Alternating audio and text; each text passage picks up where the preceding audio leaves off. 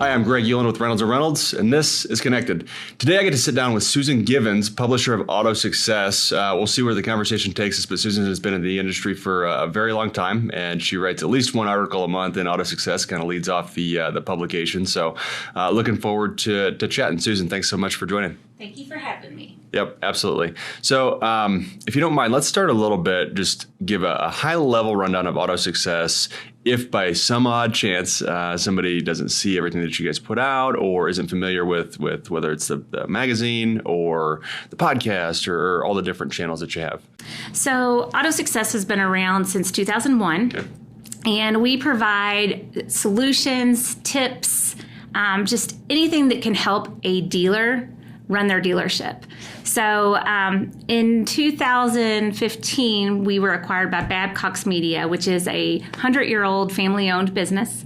And we have a ton of brands underneath that. We touch pretty much everything automotive, from car washes to the service department. So within AutoSuccess or the Babcock's family, we're touching something automotive. Yeah.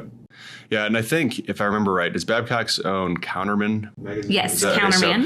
So, Yep. so when I've told this story a lot of different times to a lot of different people, but I grew up in an auto parts store, and we always had an issue of Counterman magazine on the counter, so I'd read that one. But anyway, when I saw that Babcock's owned it, I was like, oh wow, that's a connection, blast from the past sort of thing. Yes, It's such a small industry. It's like the smallest, largest industry. Yeah. No, you're right. Everybody seems to, I think part of it is once you're in, you're in. It's too much fun to go look to do something else. Everybody knows each other because we just stay in the industry. Some of my best friends are in the automotive industry. Yeah. So what was your journey to get into this space? So when I first started with AutoSuccess, I was in college. I was looking for a job. I was getting ready to graduate, and there was a magazine that was starting, and I had a friend that was going to go sell for them. So they needed a couple other sales reps and invited me to come along, and why not? It was 100% commission. The magazine hadn't come out yet. I didn't know anything about automotive, right. So I just gave it a shot. And I quickly adapted to the industry, kind of moved my way up until I purchased the previous owner out and grew it to where it is today. And then we joined with Babcock's, which made us go to a different level, right. As far as resources and growth. Yeah, that's great. Yeah. That's great. So it's fun journey. Seems like one that you're pretty invested in, like most of us. Yes. And I can't see myself in any other industry or doing anything else. Yeah. Yeah, no, it's a lot of fun. So there's a lot of different places in today's world, right? You said AutoSuccess was founded in 2001. A lot's changed in 21 years since then, especially with media consumption and how you can gather information. So talk a little bit about that evolution and where AutoSuccess specifically fits into kind of that ecosystem of the information that's out there. So there's so much information out there, and there's so many ways to consume it. And so with AutoSuccess, we are that hub where you can consume it any which way. So whether it's a live stream, whether it's a blog, whether it's the print version of the magazine, our website, we have really whatever way that you need information, we can get it for you, and we can get it for you right now.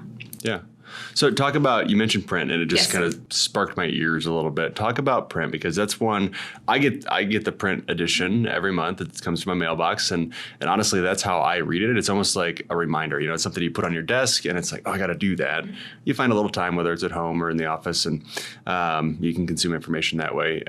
Sometimes it's a lot easier to just pull out your phone and you're on LinkedIn and you see an article or something along those lines. But talk about print specifically, because I'm curious from your perspective, is that a channel that you see continuing along into the future and thriving, or is it one that's dwindling? What's your perspective on it? I think it depends on the audience. Okay. So with all of our various brands at Babcock's, we've had a couple brands that we've gone totally 100% digital on, because that's what our audience wanted. I think in the new car industry, dealers still want to flip through a magazine, but then there's also a different generation or some different people that come in and they want to listen to a podcast on their way to work. Just with everything that our world's doing right now, we have a lot of shortages on things. There's a huge paper shortage right now. Really? Huge. I didn't know that. Yes. So there is. And so I think, some people have cut back on it, but I think as far as AutoSuccess, we've still continued our the same amount of magazines that we go out to because our audience wants it. But in addition to that, we've provided, dozens more digital ways to consume the content. Yeah, absolutely. What's been your favorite kind of new way of producing content? For me, just as a publisher, I love video. Okay. I love what we're doing right now. Mm-hmm. And the reason I love it is because I can take this and I can turn it into a dozen other things. Yeah, I can turn it into a blog. I can turn it into an audio podcast. We could live stream it on Facebook. So there's so many things you can do with video. And if you have the resources, at your dealership, at your studio, then really the way that we can do things is endless. Yeah, you're right. Well, okay, so talk about that a little bit. You said if you have the resources at your dealership, are you seeing any dealers that are moving into this kind of video, audio, information sharing, educational type of content? I haven't seen a lot, so I'm curious if anybody's going down that path yet that you've seen. The forward-thinking dealers are. Okay. The ones that are innovative, the ones that have a lot of vendor partners that can help them take it to the next level. Yeah. There's a lot of dealerships out there that they don't have the resources. They don't know where to go. But we have so many vendor partners that can help take a dealership to the next level. Yeah. And so I see a lot of those forward-thinking dealers that are partnering with these vendors to kind of help them, and it's paying off. Yeah. Yeah. So what are some of the formats they're using? In my head, I'm going to, maybe a short how-to video or something like that, right? How to program your infotainment system or something like that. That's where my head goes, is those short how-to videos. Are there other formats that you've seen be successful or you've seen dealers utilize? I would say the how-to videos are the most popular. You think about all the electronics in the new vehicles that are out and how to program them and what to do. I mean, I know me personally, I just ordered a new vehicle. Mm-hmm. And instead of having, looking through the manual or maybe calling my salesperson, I'm just going to Google it or get on YouTube and find out how to program my phone or whatever the new gadget is. It's just easy. It's at the tip of my fingers. And there's a lot of dealerships that are out there doing that. It takes time and it takes the right way to do it. I've seen a lot of the wrong way to do it.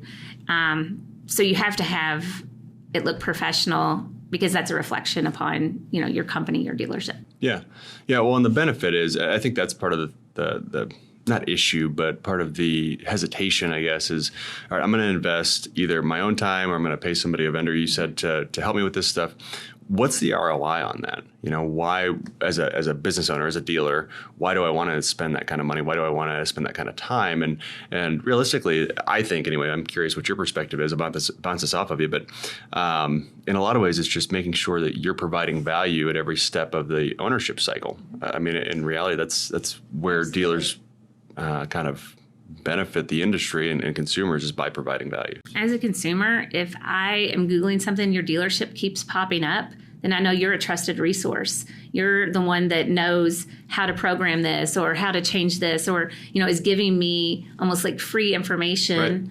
Right. And so I'm going to trust you. I'm going to trust you when it's time for me to service my vehicle or buy a new car or refer you to a friend. Right.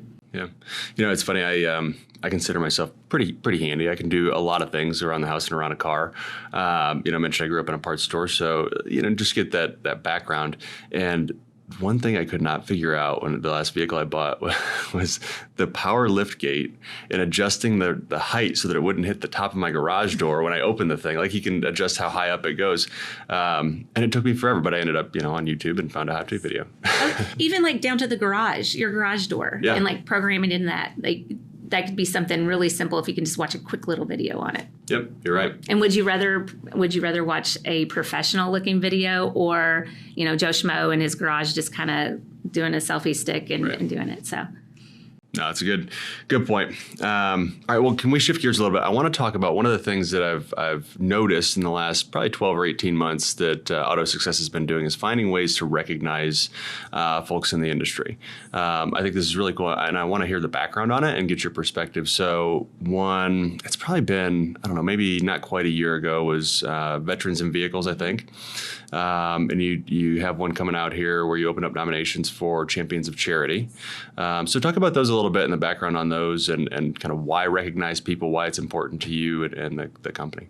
So it kind of goes back to being the big little industry. We are such a huge industry and we have so many really great people in it. And to be able to spotlight and just celebrate them and the dealerships, I mean, that it's a no-brainer. Like we want, people want a feel good. They want a happy story. They want to see, somebody being successful. And so that's what we did with Veterans and Vehicles and Women at the Wheel. Women at the Wheel, that's right, yep. And then Champions of Charity, we kind of have looked at companies as a whole and what they're doing to volunteer or to give back to their community.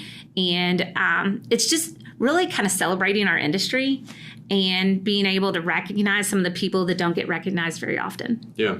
And those individuals, even when you think about the companies, it's all individuals that make that up, right? And it's their passion and it's their time and it's their energy that make those things happen. So I think it's a fun idea and a good purpose. Now, is that something at AutoSuccess or at Babcock's that you get to be involved in a lot too, as far as charity and things like that and giving back? Is that something that's kind of core to the organization? Yes, I think it's our Babcock's family is very close, and there's a lot of good people that are within it. So, they do a lot of things, and a lot of things, go unnoticed or not recognized, and that's just the way that our company runs. So, but to be able to recognize people in our industry, we do it across some of the other brands, but yeah, it's something that it makes. Obviously, it makes me smile. It makes me excited. It makes me excited for Champions of Charity. It's getting ready to come out. So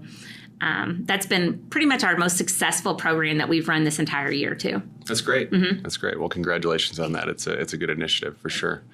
So I mentioned just in the opening that you write at least one article every month, right? The magazine opens with an article from you. I think the last one I read was around EVs and kind of calming consumer concerns and things like that.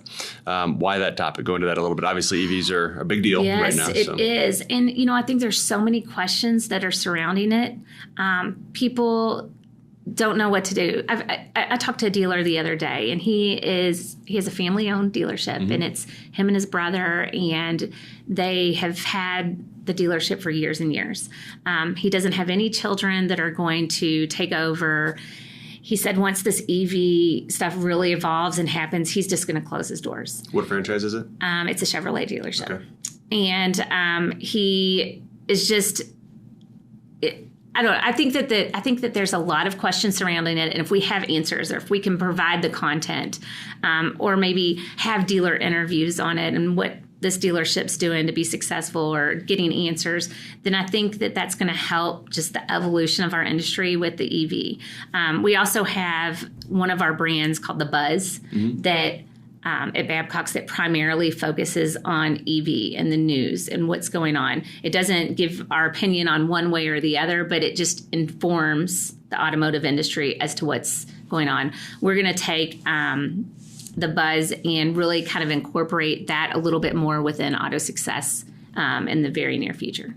Very cool. Very cool. What do you think it is about EVs specifically that create this just anxiety, both from consumers, but also you mentioned a dealership, right? Who's saying, well, I don't want to invest $250,000 in my facility to be able to work on these vehicles or to have the chargers or because this is coming, different, obviously franchises are going at different paces, but there's a lot of investments required.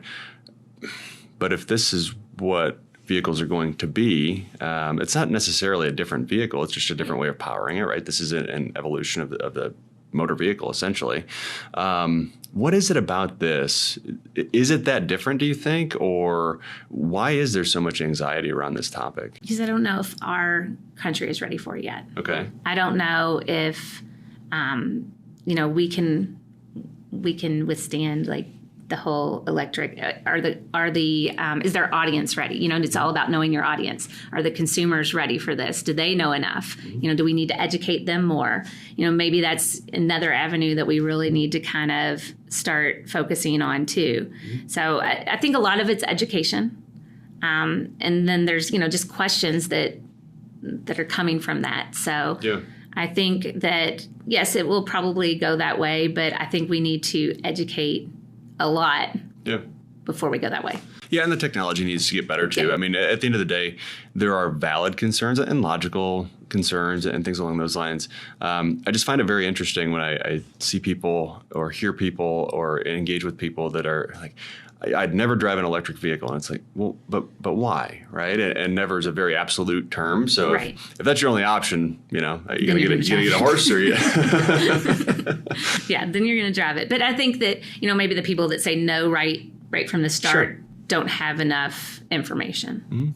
Well, or yeah, their driving habits are different or whatever. I mean, I was just driving across New York on 86 and there wasn't a rest stop with a bathroom, let alone a charging station on that road for 200 miles, you know, and we passed a Tesla and I was like, oh, that's a bold play on this road. Good luck, buddy.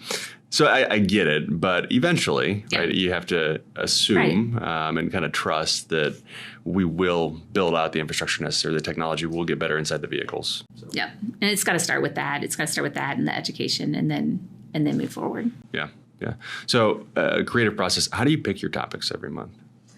We listen to our audience. We listen to the dealers. You know, we listen to our customers. You know, a lot of our vendors, they have some of the same questions that our dealers do, and we take that and we have tons of editors on staff. So our editors kind of dig in to the people that might have the answers to some of these questions, and you know, just form the content from there. Yeah, well, that's good. That's good.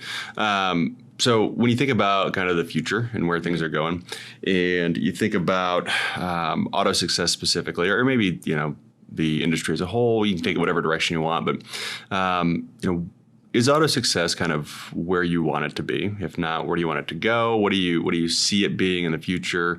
You know, and that can certainly be specific to your company. It could be a broader scale, however you want to tackle that one. I don't think we're ever satisfied where we are. Yeah. Like, I think we always want to get better and we always want to do better.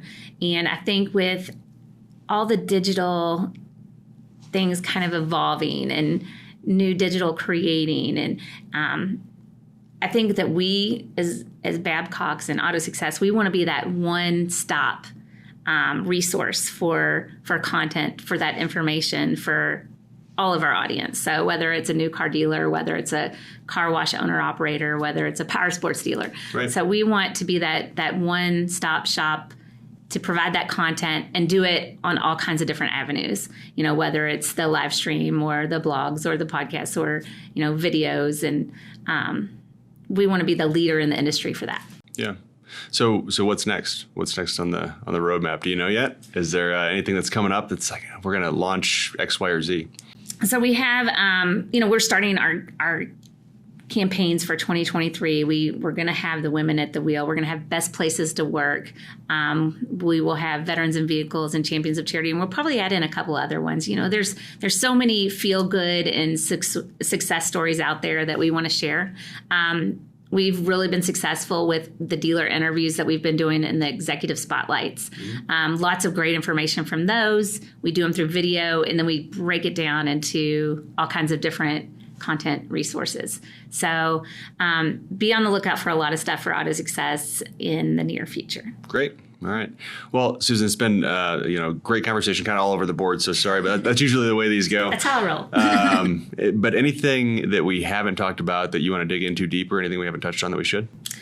No, I'm excited. For 2023, I'm excited for the future. I'm excited for more EV talk, for more digital talk, for a lot of the vendors that are out there that are creating some really cool new things, and for the dealers to adapt to those things. Perfect. All right. Well, thank you again for joining. Definitely appreciate it, and it was a great conversation. And we'll have to get back together soon. Definitely.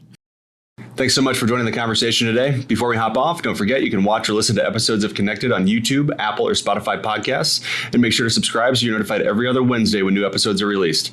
We'll see you in 2 weeks.